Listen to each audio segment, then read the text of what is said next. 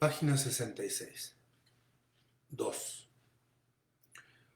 Combray, de lejos, en 10 leguas a la redonda, visto desde el tren cuando llegábamos la semana anterior a Pascua, no era más que una iglesia que resumía la ciudad. La representaba y hablaba de ella, y por ella a las lejanías, y que ya vista más de cerca mantenía bien apretadas, al abrigo de su gran manto sombrío, en medio del campo y contra los vientos, como una pastora a sus ovejas, los lomos lanosos y grises de las casas, ceñidas acá y acullá por un lienzo de muralla que trazaba un rasgo perfectamente curvo, como en una menuda ciudad de un cuadro primitivo. Para vivir, Combray era un poco triste, triste como sus calles, cuyas casas construidas con piedra negruzca del país, con unos escalones a la entrada y con tejados acabados en punta, que con cuanto el día empezaba a declinar, que con sus aleros hacían gran sombra, eran tan oscuras que en cuanto el día empezaba a declinar era menester subir los visillos. Calles con graves nombres de santos. Algunos de ellos se referían a la historia de los primeros señores de Combray. Calle de San Hilario, calle de Santiago, donde estaba la casa de mi tía. Calle de Santa Hildegarda, con la que lindaba la verja. Calle del Espíritu Santo, a la que daba la puertecita lateral del jardín. Y esas calles de Combray viven en un lugar tan recóndito de mi memoria, pintado por colores tan distintos de los que ahora reviste para mí el mundo, que en verdad me parecen todas. Y la iglesia, que desde la plaza las señoreaba, aún más irreales que las proyecciones de la linterna mágica. Y en algunos momentos se me figura que poder cruzar todavía la calle de San Hilario y poder tomar un cuarto en la calle del Pájaro, en la vieja hostería del Pájaro herido, de cuyo sótano salía un olor de cocina que aún sube a veces a mi recuerdo, tan intermitente y cálido como entonces. Sería entrar en contacto con el más allá, de modo más maravillosamente sobrenatural que si me fuera dado conocer a Golo y hablar con Genoveva de Barbante.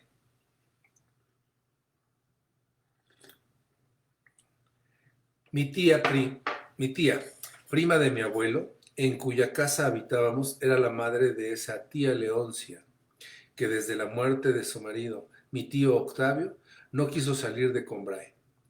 Primero, de su casa, luego, y más tarde de su cuarto y de su cama, que no bajaba nunca y se estaba siempre echada, en un estado incierto de pena, debilidad física, enfermedad, manía y devoción. Sus habitaciones daban a la calle de Santiago, que terminaban un poco más abajo en el Prado Grande, por oposición al Prado Chico, el cual extendía su verdor en medio de la ciudad entre 3 calles, y que, uniforme y grisáceo, con los 3 escalones de piedra delante de casi todas las puertas, parecía un desfiladero tallado por un imaginero gótico, en la misma piedra en que esculpiera un nacimiento o un calvario. Mi tía no habitaba en realidad más que 2 habitaciones contiguas, y por la tarde se estaba en una de ellas mientras se ventilaba la otra. Eran habitaciones de esas provincias que, lo mismo que en ciertos países, hay partes enteras del aire o del mar iluminadas o perfumadas por infinidad de protozoarios que nosotros no vemos. Nos encantan con 1000 aromas que en ellas exhalan la virtud, la prudencia, el hábito y toda una vida secreta e invisible, superabundante y moral que el aire tiene en suspenso. Olores naturales, sí, y con color de naturaleza, como los de los campos cercanos, pero humanos, caseros, y confinados ya, exquisita jalea industriosa y limpia de todos los frutos del año que fueron del huerto al armario, cada uno de su sazón, pero domésticos, móviles, que suavizan el picor de la escarcha con la suavidad del pan blanco, ociosos y puntuales, como reloj de pueblo, y a la vez corretones y sedentarios, descuidados y previsores. Lenceros, madrugadores, devotos y felices. Henchidos de una paz que nos infunde una ansiedad más y de un prosaísmo que sirve de depósito enorme de poesía para el que, sin vivir entre ellos, pasa por su lado. Estaba aquel aire saturado por lo más exquisito de un silencio tan nutritivo y suculento que yo andaba por allí casi con golosina, sobre todo en aquellas primeras mañanas, frías aún, de la semana de resurrección, en que lo saboreaba mejor porque estaba recién llegado. Antes de entrar a dar a los buenos días a mi tía, tenía que esperar un momento en el primer cuarto, en donde el sol, de invierno todavía, estaba ya calentándose a la lumbre, encendida ya entre los dos ladrillos y que estucaba toda la habitación con su olor de hollín, convirtiéndola en uno de esos hogares de pueblo o en una de esas campanas de chimenea de los castillos, cuyo abrigo nos inspira el deseo de que fuera estalle la lluvia, la nieve o hasta una catástrofe diluviana para acrecer el bienestar de la reclusión con la poesía de lo invernal. Daba unos paseos del reclinatorio a las butacas de espeso terciopelo con sus cabeceras de crochet y la lumbre cociendo como si fueran una pasta los apetitosos olores cuajados en el aire de la habitación y que estaban levantados y trabajados por la frescura soleada y húmeda de la mañana. Los hojaldraba, los doraba, los daba arrugas y volumen para hacer un invisible y palpable pastel provinciano, inmensa torta de manzanas. Una torta en cuyo seno yo iba, después de ligeramente saboreados los aromas más cuscurrosos, finos y reputados, pero más secos también de la cómoda, de la alacena y del papel rameado de la pared, a pegarme siempre con secreta codicia, al olor mediocre, pegajoso, indigesto, soso y frutal de la colcha de flores.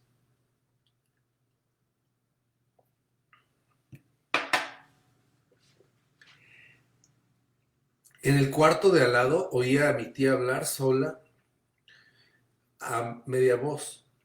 Nunca hablaba más que bajito, porque se figuraba que tenía algo roto y flotante dentro de la cabeza, y que hablando fuerte podría moverse, pero nunca se pasaba mucho rato, aunque estuviera sola, sin decir algo, porque creía que era sano para la garganta y que impidiendo que la sangre se parara allí, tendría menos ahogos y angustias de aquellos que la aquejaban.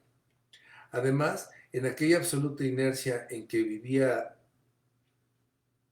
atribuía a sus mínimas sensaciones una importancia extraordinaria, dotándolas de una tal movilidad que era imposible que las retuviera dentro de sí. Y a falta de confidente a quien comunicárselas, se las anunciaba a sí misma, en un perpetuo monólogo que era su única forma de actividad. Desdichadamente, como había contraído la costumbre de pensar en voz alta, ya no se fijaba en que hubiera alguien o no en el cuarto de al lado.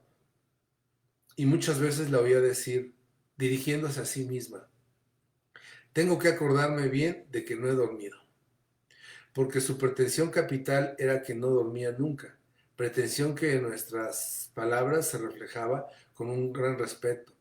Por la mañana Francisca no iba a despertarla, sino que entraba en su alcoba. Cuando quería echar un sueño durante el día, decíamos que quería reflexionar o descansar. Y cuando a veces se descuidaba charlando hasta el punto de llegar a decir lo que me ha despertado o soñé que, se ponía encarnada y se corregía enseguida.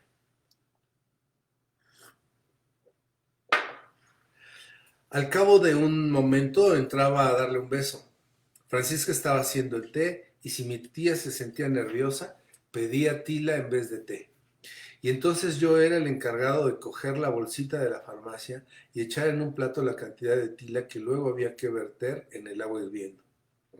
Los tallos de la flor de tilo, al secarse, se curvaban, formando un caprichoso enrejado, entre cuyos nudos se abrían las pálidas flores. como si un pintor las hubiera colocado y dispuesto del modo más decorativo. Las hojas, al cambiar de aspecto, al perder totalmente, se asemejaban a cosas absurdas, al ala transparente de una mosca, al revés de una etiqueta o a un pétalo de rosa, pero que hubieran sido todas ellas apiladas, trituradas y entretejidas como la confección de un nido. Mil pequeños detalles inútiles, prodigalidad encantadora del boticario, que en un preparado ficticio se hubieran suprimido, me daban lo mismo que un libro donde nos maravillamos de ver el nombre de un conocido, el gozo comprender, el gozo de comprender que eran aquellos verdaderos tallos de tila, como los que yo veía en el paseo de la estación, y modificados precisamente porque eran de verdad y no copias, habían envejecido. Y como cada rasgo característico que ofrecían no era más que la metamorfosis de un rasgo antiguo, yo reconocía en las bolitas grises los botones verdes que no cuajaron, pero sobre todo el brillo rosado, lunar y suave en el que se destacaban las flores, pendientes de una frágil selva de tallos, como rositas de oro. Señal como ese resplandor que aún revela en un muro del sitio en que estuvo un fresco borrado, de la diferencia entre las partes del árbol que habían tenido color y las que no. Me indicaba que aquellos pétalos eran los mismos que, antes de henchir la bolsita de la botica, habían aromado las noches de primavera. Aquella llama rosa de cirio era todavía su coloración, por medio apagada y dormida, en esa vida inferior que ahora llevaban, y que viene a ser el crepúsculo de las flores. Muy pronto podía mi tía mejorar en la hirviente infusión cuyo sabor de hoja muerta y flor marchita saboreaba una magdalenita, y me daba un pedacito cuando yo estaba bien empapada. A un lado de su cama había una cómoda amarilla, de madera de limonero, mueble que participaba de las funciones de botiquín y altar, junto a una estatuita de la Virgen y una botella de Vichy Celestins. Había libros de misa y recetas del médico, todo lo necesario para seguir desde el lecho los oficios religiosos y el régimen, y para que no se pasara la hora de la pepsina ni la de vísperas. Al otro lado de la cama extendíase la ventana, y así tenía la calle a la vista, y podía leer desde por la mañana hasta por la noche, para no aburrirse. Al modo de los príncipes persas, la crónica diaria, pero inmemorial, de Combray, crónica que luego comentaba con Francisca. Apenas estaba 5 minutos con mi tía, me mandaba que me fuera por temor a cansarse. Ofrecía a mis labios su frente pálida y fría, que en aquellas horas tempranas aún no tenía puestos los postizos, y en la cual se transparentaban los huesos como las puntas de una corona de espinas o las cuentas de un rosario, y me decía: anda, hijo mío, ve a vestirte para ir a misa. Y si ves por ahí a Francisca, dile que no se entretenga mucho con vosotros y que suba pronto a ver si necesito algo. Porque, en efecto, Francisca, que estaba a su servicio hacía muchos años y que no sospechaba entonces que algún día habría de pasar al nuestro, descuidaba un poco a mi tía los meses que pasábamos allí. Hubo una época de mi infancia, antes de que fuéramos a Combray, cuando mi tía pasaba los inviernos en París, en casa de su madre, en que yo conocía a Francisca tan vagamente que el día de año, antes de entrar en casa de mi tía, mamá me ponía en la mano un duro y me decía: y ten cuidado de no equivocarte, espera para dárselo a que me oigas decir buenos días, Francisca, y al mismo tiempo te daré un golpecito en el brazo. Apenas llegábamos al oscuro recibimiento de mi tía, veíanse en la sombra y bajo los cañones de una cofia brillante, tiesa y frágil, como si hubiera de azúcar hilado, los remolinos concéntricos de una sonrisa de gratitud anticipada. Era Francisca de pie e inmóvil en el marco de la puertecita del corredor, como una estatua de un santo en su hornacina. Conforme iba uno acostumbrándose a aquellas tinieblas de iglesia, leíanse en su rostro los sentimientos de amor desinteresado de la humanidad y de tierno respeto a las clases sociales acomodadas, exaltando en las mejores regiones de su corazón por la esperanza del aguinaldo. Mamá me pellizcaba violentamente en el brazo y decía con voz fuerte: «Buenos días, Francisca». Y a esta señal yo soltaba el duro, que iba a caer en una mano confusa pero tendida. Pero después que íbamos a Combray, a nadie conocía yo mejor que a Francisca. Nosotros éramos sus favoritos y le inspirábamos, al menos los primeros años, tanta consideración como mi tía, y más vivo agrado porque añadíamos al prestigio de formar parte de la familia. Y Francisca guardaba a los invisibles lazos que crea entre los individuos de una familia la circulación de una misma sangre, tanto respeto como trágico griego. El encanto de no ser los amos de siempre. Y por eso nos recibía con gran alegría, complaciéndonos porque no hacía mejor tiempo, la víspera de Pascua, día de nuestra llegada, en que a veces aún soplaba un viento glacial y cuando mamá la preguntaba por su hija y sus sobrinos, si su nieto era bueno y qué pensaban hacer de él y si se parecía a su abuela.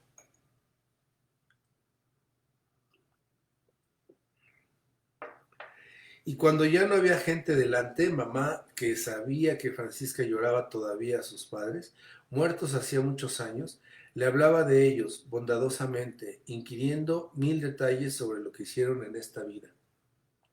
Mamá había adivinado que Francisca no quería a su yerno y que éste le aguaba el placer que sentía en estar con su hija, porque cuando él estaba delante no podía hablar con libertad.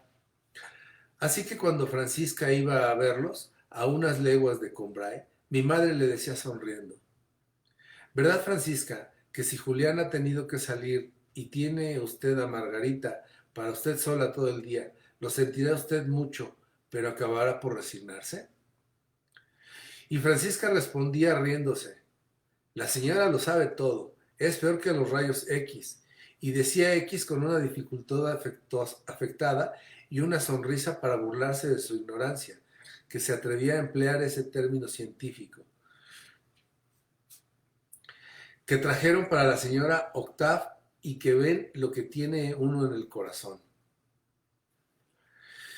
Y desaparecía turbada porque hablaban de ella, acaso para que no la vieran llorar.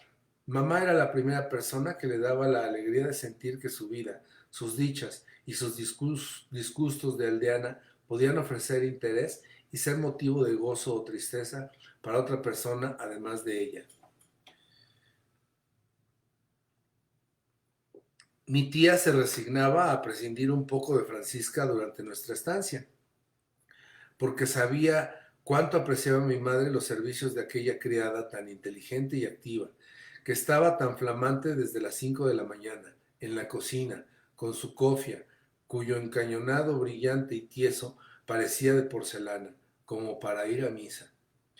Que lo hacía todo bien, trabajando como una caballería, estuviera buena o no, y siempre sin meter ruido, como si no hiciera nada. Y la única criada de mi tía que cuando mamá pedía agua caliente o café puro los traía verdaderamente a punto de hervir, era una de esas criadas que en una casa son de las que desagradan a primera vista a un extraño, quizá porque no se toman el trabajo de conquistarle ni le agasajan, porque saben muy bien que no le necesitan y que antes de despedirla a ella dejarían de recibirle, pero que en cambio son las que se ganan mejor el apego de los amos, que han puesto a prueba su capacidad real y no se preocupan por esa simpatía superficial y esa palabrería servil que impresionan favorablemente a un forastero, pero que muchas veces sirven de capa a una ineducable inutilidad.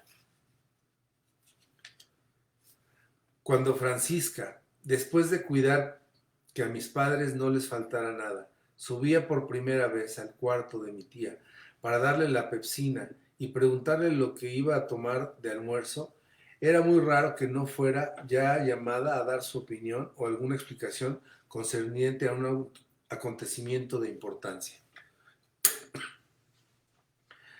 Francisca, figúrese usted que la señora Goupil ha pasado a buscar a su hermana un cuarto de hora más tarde que de costumbre. Por pocos que se retrase en el camino, no me extrañará que llegue a la iglesia después de alzar.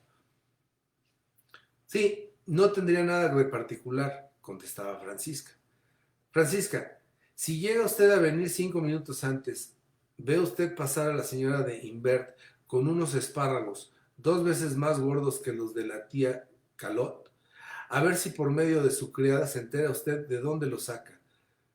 Porque usted, que este año nos pone espárragos en todas las salsas, podría comprarlos de esa para nuestros huéspedes. No tendría nada de particular que fuera de casa del señor cura, decía Francisca. No, Francisca, no pueden ser de casa del señor cura. Ya sabe usted que no cría más que unos malos esparraguillos de nada. Lo que yo digo los que yo digo eran tan gruesos como el brazo. Es decir, no como un brazo de usted, claro, sino como uno de estos pobres brazos míos que este año aún han adelgazado más. Francisca, ¿no ha oído usted el demonio del repique ese que me estaba partiendo la cabeza? No, señora. Ay, hija mía, ya puede usted decir que tiene una cabeza dura y darle gracias a Dios. Era la Maguelón, que ha venido a buscar al doctor Piperó. Salieron los dos enseguida y tomaron por la calle del Pájaro. Debe de haber algún niño enfermo. Vaya por Dios, suspiraba Francisca, que no podía oír hablar de una desgracia sucedida a un desconocido, aunque fuera en la parte más remota del mundo, sin empezar a lloriquear. Oiga, Francisca, ¿y por quién habrán tocado a muerto? Ah, sí, Dios mío, será por la señora de Rousseau. Pues no me había olvidado que se murió la otra noche. Ah, ya. Ya es hora de que Dios se acuerde de mí. Desde la muerte de mi pobre Octavio no sé dónde tengo la cabeza, pero le estoy haciendo a usted perder el tiempo. No, señora, no. Mi tiempo vale poco. Y además, el que hizo el tiempo no nos lo vendió. Lo que sí voy a ver es si no se me apaga la lumbre. De ese modo, apreciaban Francisca y mi tía los primeros acontecimientos del día en aquella sesión matinal. Pero algunas veces esos acontecimientos revestían un carácter tan misterioso y grave que mi tía no podía aguardar hasta el momento que subiera Francisca, y entonces 4 campanacillos formidables resonaban por toda la casa. Pero, señora, no es todavía la hora de la pepsina, decía Francisca. ¿Es que ha tenido usted algún mareo? No, Francisca, es decir, sí, ya sabe usted que ahora raro es el momento en que no siento mareos. Un día me acabaré como la señora de Rousseau, sin darme cuenta siquiera. Pero no he llamado por eso. ¿Querrá usted creer que acabo de ver lo mismo que la estoy viendo usted a la señora de Goupil, con una chiquita que no sé quién es? Vaya usted a casa de Camus por 10 céntimos de sal y seguramente Teodoro podrá decirnos quién es. Será la hija de Popín, decía Francisca, que como ya había ido 2 veces aquella mañana a casa de Camus, prefería atenerse a una explicación inmediata. La hija de Popín, pero Francisca, ¿se figura usted que no voy a conocer a la hija de Popín? No digo la mayor, señora, digo la pequeña, la que está interna en el colegio en Joy. Me pareció verla ya esta mañana. Ah, como no sea eso, decía mi tía. Tendría que haber venido para la función. Sí, eso es. No hay que pensar más. Habrá venido para la función.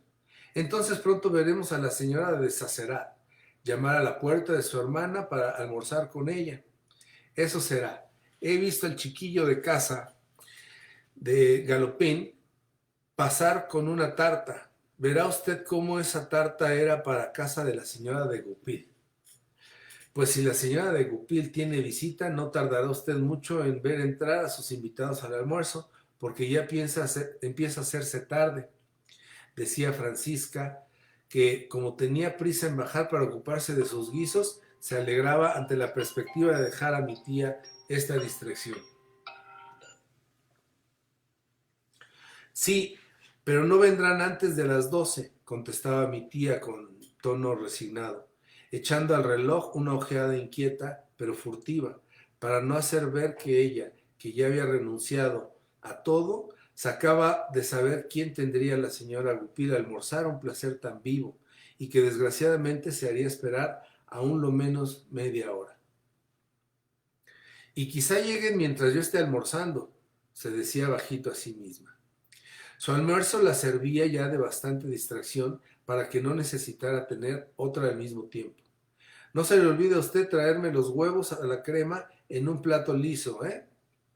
Esos eran los únicos platos decorados con monigotes y mi tía se entretenía en todas sus comidas en leer el letrero del plato en que la servían. Se calaba sus gafas e iba descifrando Alibaba o los 40 ladrones, Aladino o la lámpara maravillosa, y decía sonriente, muy bien, muy bien.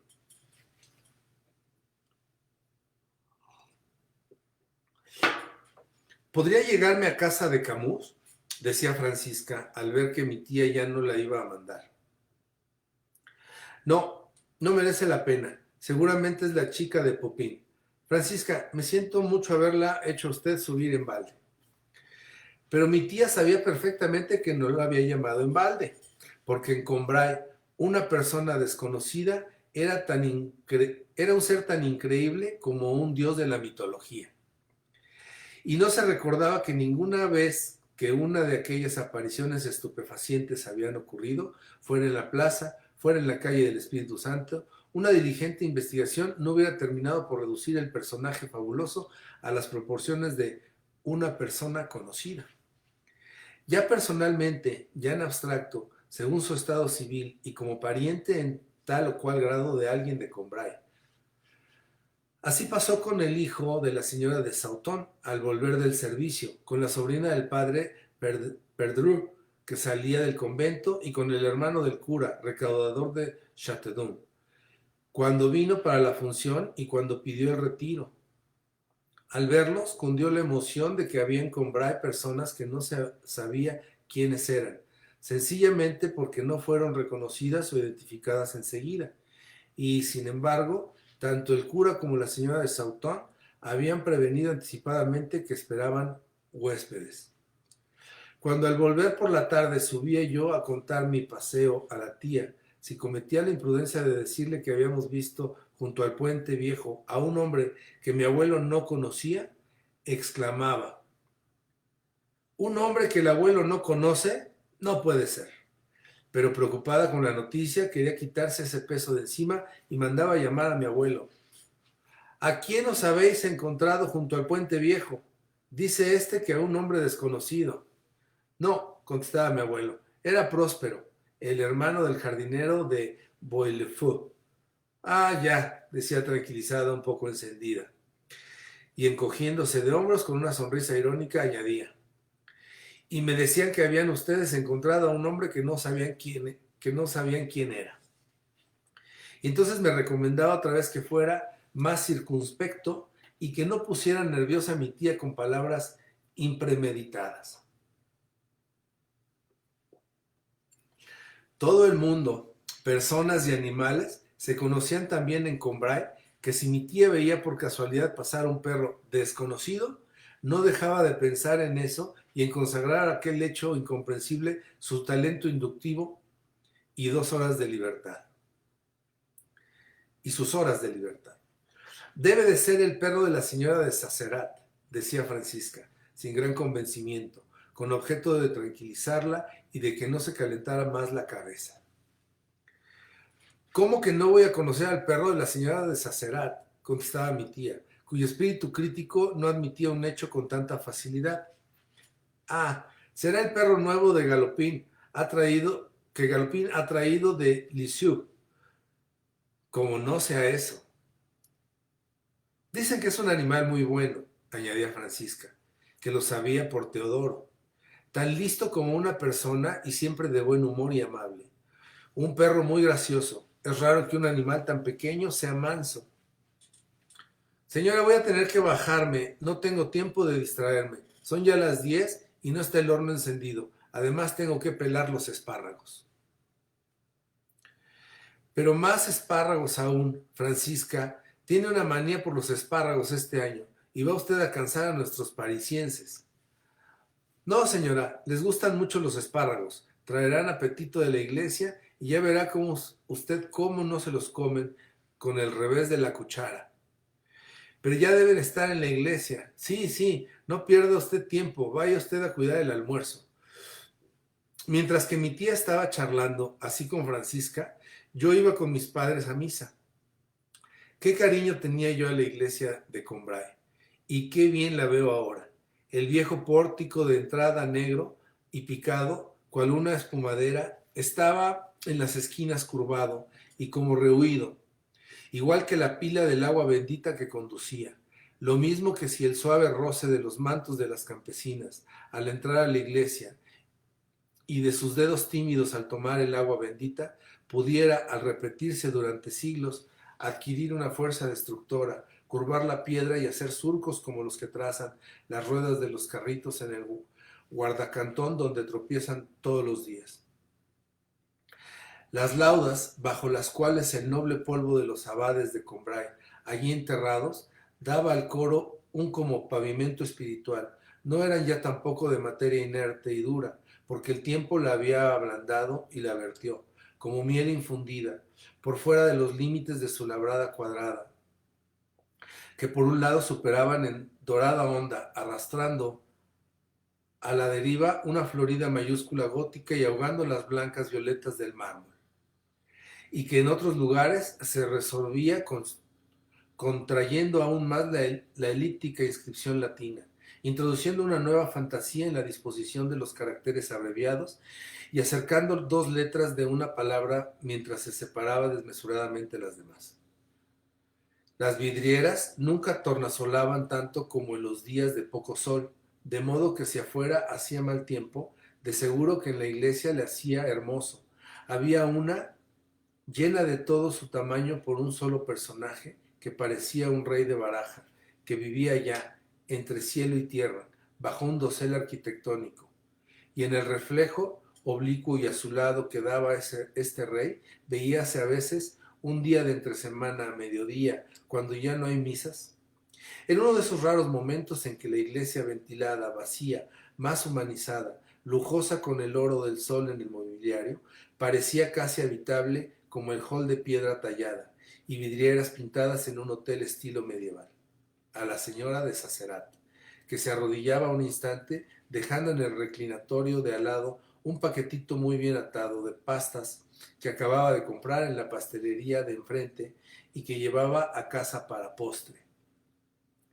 En otra vidriera, una montaña de rosada nieve y cuya planta se libraba un combate, parecía que había escarchado hasta la misma vidriera, hinchándola con su turbio granillo, como un vidrio en donde aún quedaran copos de nieve, pero copos iluminados por alguna luz de aurora, por la misma aurora sin duda que coloreaba el retablo con frescos tonos, que más bien parecían pintados allí por un resplandor venido de fuera y pronto a desvanecerse que por colores adheridos para siempre a la piedra. Y eran todas tan antiguas que se veía brillar acá y allá su plateada vejez y con el polvo de los siglos, y que mostraban brillante y raída hasta la trama la hilazón de su tapicería de vidrio. Había una que era un alto compartimento dividido y un centenar de cristalitos rectangulares en los que predominaba el azul, como una gran baraja de aquellas que debían de distraer al rey Carlos VI. Pero un momento después, y ya afuera, porque brillaba un rayo de sol, o porque mi mirada al moverse paseaba por la vidriera, que se encendía y se apagaba, un incendio móvil y precioso tomaba el brillo mudable de una cola de pavo real, y luego se estremecía y ondulaba formando una lluvia resplandeciente y fantástica, que goteaba desde lo alto de la bóveda rocosa y sombría, a lo largo de las húmedas paredes, como si yo fuera detrás de mis padres, que llevaban su libro de misa en la mano, no por una iglesia, sino por la nave de una gruta de irisadas estalactitas. Un instante más tarde, los cristalitos en rombo tomaban la profunda transparencia, la infrangible dureza de zafiros que hubieran estado puestos en un inmenso pectoral, pero tras los cuales sentíase, más codiciada que sus riquezas, una momentánea sonrisa del sol, un sol tan cognoscible en la ola azul y suave con que bañaba las pedrerías como en los adoquines de la plaza y en la paja del mercado, y en los primeros domingos de nuestra estancia cuando llegábamos antes de Pascua. Él me consolaba de la desnudez y la negrura de la tierra, desplegando como en una primavera histórica y que datara de los sucesores de San Luis, el tapiz segador y dorado de miostosis de cristal.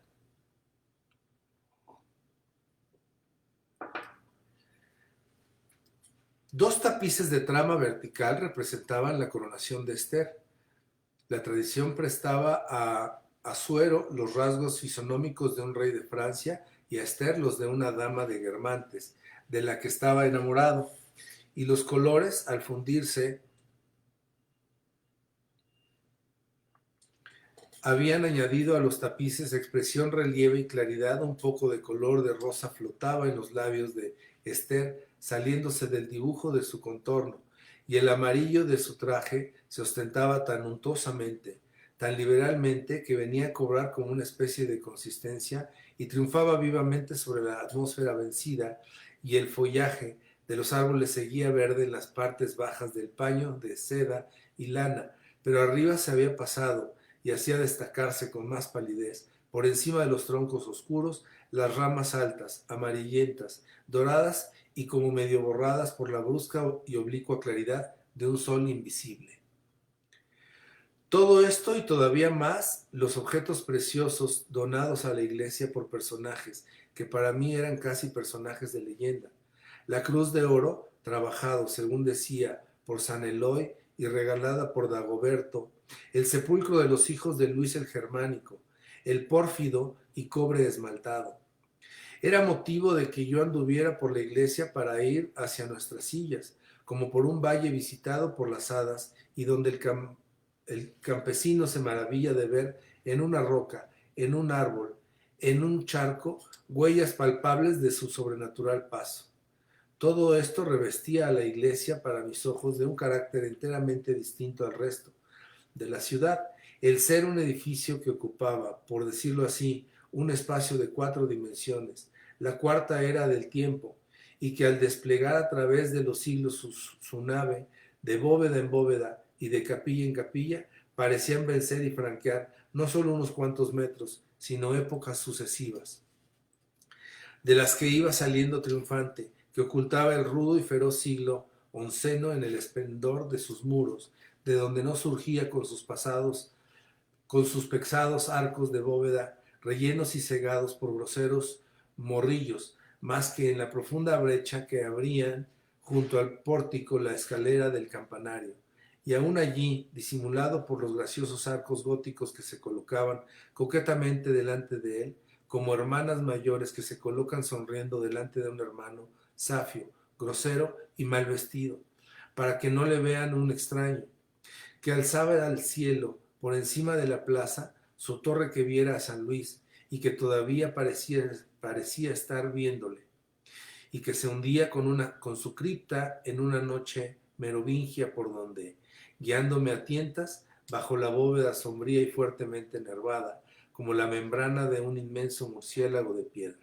Teodoro y su hermana nos alumbraban con una vela al sepulcro de la nieta de Sigiberto, en el que había una honda huella de valva de concha, como el rastro de un fósil, que, según decían, procedía de una lámpara de cristal que la noche del asesinato de la princesa Franca se desprendió sola de las cadenas de oro de que pendían en el mismo lugar que hoy ocupa el ábside, y que sin que se rompiese el cristal ni se apagara la llama, se hundió en la piedra, haciéndola ceder blandamente bajo su peso.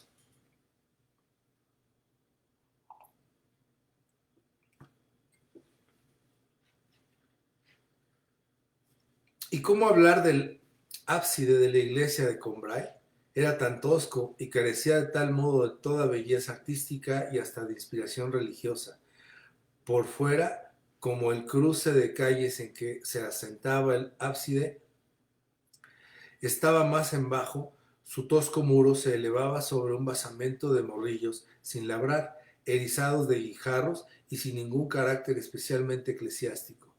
Las vidrieras parecían estar a demasiada altura y el conjunto más semejaba muro de cárcel que de iglesia.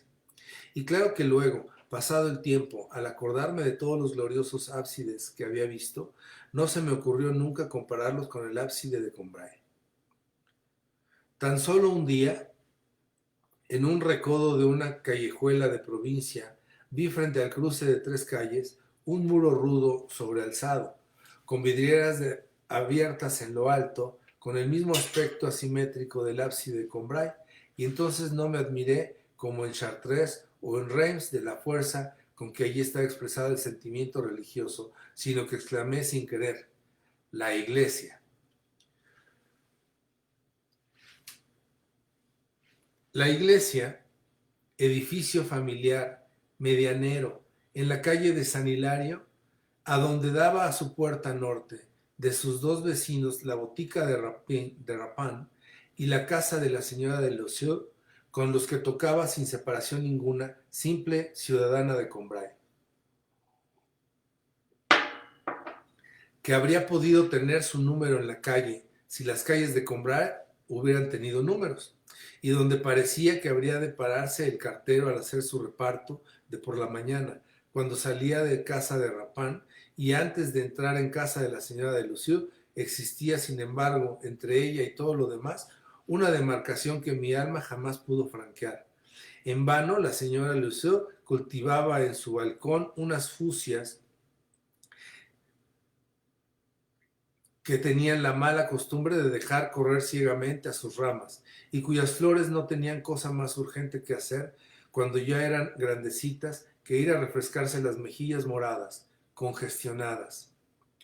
En la sombría fachada de la iglesia, no por eso eran aquellas fucsias para mí sagradas, entre las flores y la piedra negruzca en que se apoyaban, aunque mis ojos no percibían ningún intervalo, mi alma distinguía un abismo.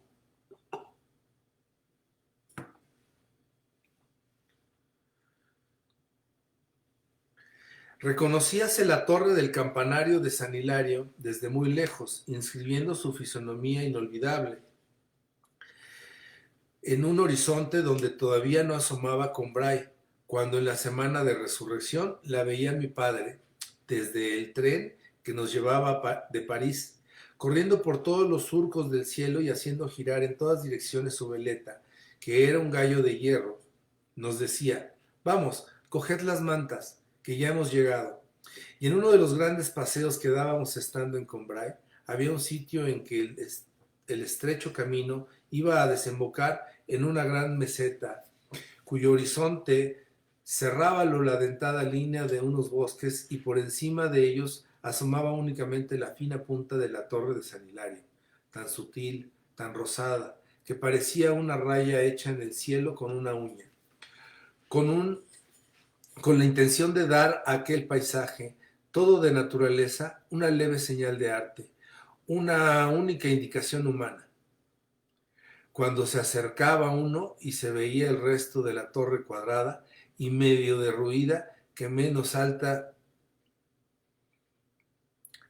que la del campanario, aún subsistía junto a ella. Sorprendía ante todo el tono sombrío y rojizo de la piedra en las brumosas mañanas de otoño, elevándose por encima del tormentoso color violeta de los viñedos. Hubiérase dicho que era una ruina purpúrea del color casi de la viña virgen. Muchas veces, al pasar por la plaza, de vuelta del paseo, mi abuela me hacía pararme para contemplar el campanario. De las ventanas de la torre, colocadas de dos en dos, unas encima de otras, con esa justa y original proporción en las distancias que no sólo da belleza y dignidad a los rostros humanos, dejaba caer a intervalos regulares bandas de cuervos, que durante un instante daban vueltas chillando, como si las viejas piedras que los dejaban retozar sin verlos, al parecer se hubiera tornado de pronto inhabitables, y exhalando un germen de agitación infinita, los hubiera pegado y echado de allí. Y después de haber rayado en todas direcciones el terciopelo morado del aire, se calmaban de pronto y volvían a absorberse en la torre, que de nefasta se había convertido en propicia, y unos cuantos plantados aquí y allá parecían inmóviles, cuando estaban quizá atrapando a algún insecto en la punta de una torrecilla, lo mismo que una gaviota quieta, inmóvil, con la inmovilidad del pescador. en la cresta de una ola.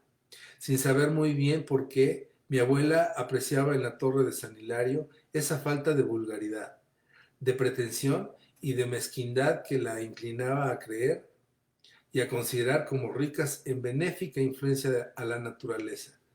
Siempre que la mano del hombre no lo viera como la de nuestro jardinero, empequeñecido. E indudablemente la iglesia, vista por cualquier lado, se distinguía de los demás edificios en que tenía infusa como una especie de pensamiento, pero en su campanario es donde parecía tomar conciencia de sí misma y afirmar una existencia individual y responsable. La torre hablaba por ella. Creo que en la de Combray encontraba a mi abuela la cualidad que más apreciaba en este mundo, la naturalidad y la distinción. Como no entendía de arquitectura, decía: hijos míos, podéis reíros de mí. No será hermosa conforme a los cánones, pero me gusta mucho esa forma suya tan vieja y tan rara. Estoy convencida de que si tocara el piano, tocaría con alma.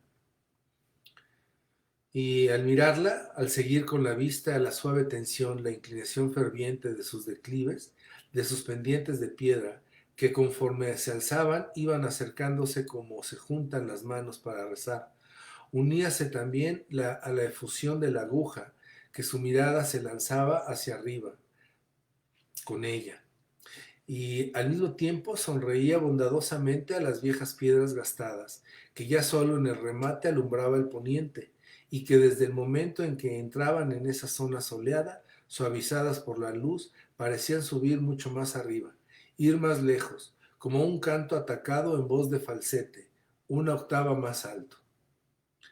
Lo que en Combray daba forma, coronamiento y consagración a todos los quehaceres, a todas las horas y a todas las perspectivas de la ciudad, era el campanario. Desde mi cuarto solo alcanzaba a ver su base cubierta de pizarra, los domingos, cuando veía en una cálida mañana aquellas pizarras flameantes como un negro sol. Me decía: Dios mío, las 9. Tengo que vestirme ya para ir a misa si quiero que me quede tiempo para subir a dar un beso a la tía Leoncia. Y ya veía exactamente el color que iba a tener el sol en la plaza, y el calor y el polvo que haría en el mercado, y la sombra del toldo de la tienda donde mamá entraría, y quizá, antes de misa, atravesando un olor de tela cruda, a comprar un pañuelo que le haría mostrar el amo, el cual se preparaba ya a cerrar y acabar de salir de la trastienda con su americana de domingo y con las manos bien jabonadas, aquellas manos que tenía por costumbre restregarse una contra otra cada 5 minutos, y aun en las más tristes circunstancias, con aire de audacia, de galantería y de triunfo. Página 86.